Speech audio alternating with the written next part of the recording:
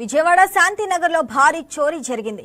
కోటి రూపాయల విలువైన బంగారం, వెండి నగలు చోరీ జరిగినట్లు పోలీసులకు ఫిర్యాదు అందింది. రంగంలోకి దిగిన పాయకపురం పోలీసులు, క్లూస్ డాగ్ స్క్వాడ్ సభ్యులు విచారణ చేపట్టారు.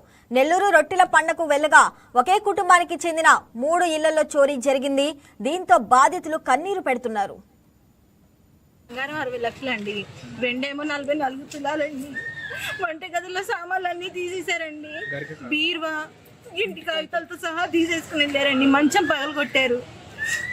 పిల్లల ఉంగరాలు కూడా తీసేశారండి. చిన్న పిల్లల ఉంగరాలు కూడా. మీరు ఎక్కడికి వెళ్ళారమ్మా? మేము నెల్లూరు దర్గాకి వెళ్ళామండి. టూర్ వేసాము 4 రోజులు.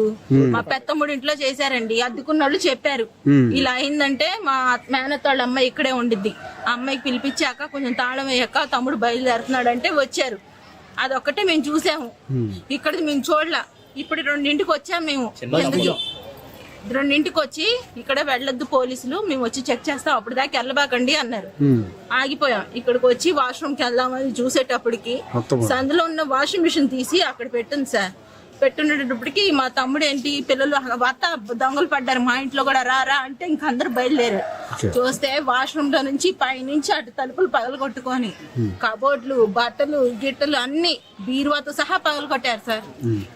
పోలీసులకు ఎప్పుడు సమాచారం ఇచ్చారమ్మా? మేము వెంటనే వెళ్ళిపోయాం సార్. ఇక్కడ నుంచి వెళ్ళిపోయి పోలీసులకి చెప్పాం సార్. ఇప్పుడు 2 ఇళ్లలో కలిపి సుమారు ఏమేమి పోయి ఉంటుంది అంటారు? సుమారు ఇక్కడ 6 లక్షలు సార్.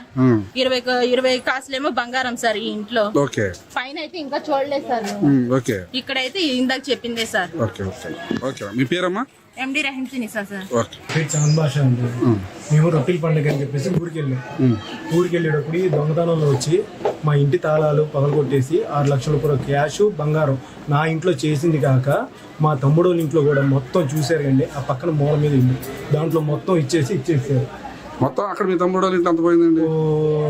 దాదాపుగా ఎంత అయిందో ఏమో తెలియదండి. సుమారుగా 75 కాసుల దాకా బంగారం, క్యాష్ మొత్తం పోయింది. మొత్తం ఇల్లు మొత్తం ధ్వంసం చేసేసారు. అది మీరు ఎప్పుడు వెళ్ళారు, ఎప్పుడు వచ్చారు? మేము ఫ్రైడే నైట్ వెళ్ళాం.